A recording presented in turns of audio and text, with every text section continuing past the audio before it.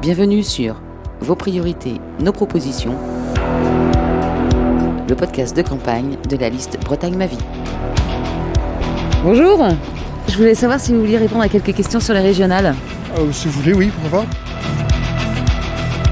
Est-ce que vous savez combien il y a de listes qui se présentent aux régionales ? 8 ou 9. Non, honnêtement non. Non, je suis pas sûr. Non. Non. Dites-moi un chiffre quand même pour voir. Au moins 80, 20. Ah, bon, pas autant quand même, 13. 13 hein, c'est énorme. Il a été pendant 21 ans le maire de Languette, véritable laboratoire de la transition écologique. Et aujourd'hui, il se lance dans la bataille des régionales. Daniel Cuef.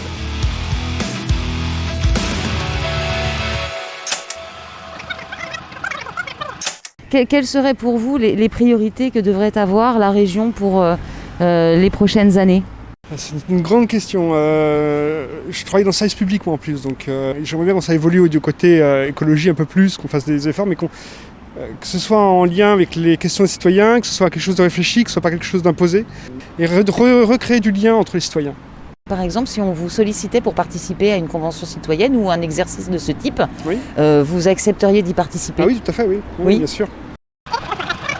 Alors ça m'intéresserait d'y participer, effectivement, parce que c'est un domaine par lequel je me sens concernée. Dans la mesure où ce serait un dialogue, une discussion sereine, quoi, surtout.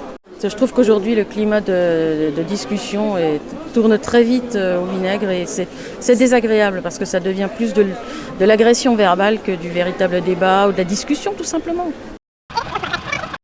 Et est-ce que vous souhaiteriez être consulté sur la question d'un éventuel rattachement et donc du coup de l'explosion des Pays de la Loire ?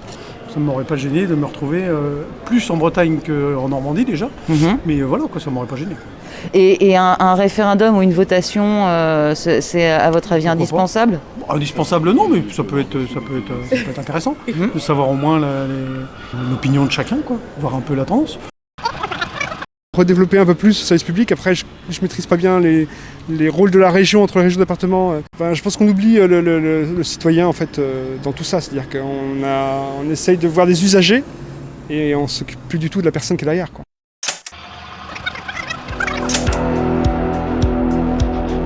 Après vos témoignages, les candidats de notre liste vous répondent. Au micro, Grégory Oliveira dos Santos, candidat en Ille-et-Vilaine. La démocratie ne devrait pas avoir besoin de qualificatifs. Elle ne devrait être ni participative, ni collaborative, ou encore co-constructive. Elle est juste la démocratie. Utiliser le découpage des pays de Bretagne et les transformer en véritable interface entre les régions et les citoyens, ainsi que l'ensemble des acteurs présents dans ces périmètres, permet une meilleure adéquation avec les réalités des bassins de vie. Différents outils peuvent être utilisés afin de faire vivre la démocratie au sein de la commune et des pays. Une formation des élus et des agents à ces outils est à notre avis indispensable, ainsi que l'ouverture de celle-ci au grand public. Des exercices démocratiques de grande envergure inspirés de la Convention citoyenne pour le climat seront proposés sous l'appellation de jury citoyen. Le jury citoyen est un dispositif de participation qui permet de questionner un groupe de citoyens sur une thématique mise en débat en amont d'une décision politique. Il peut émettre un avis et ainsi rendre compte des opinions de la population, d'assemblées citoyennes. Elle sera composée de 40% de conseillers régionaux et de 60% de citoyens inscrits sur les listes électorales des 5 départements de la Bretagne historique et tirés au sort sous les modalités de la démocratie directe.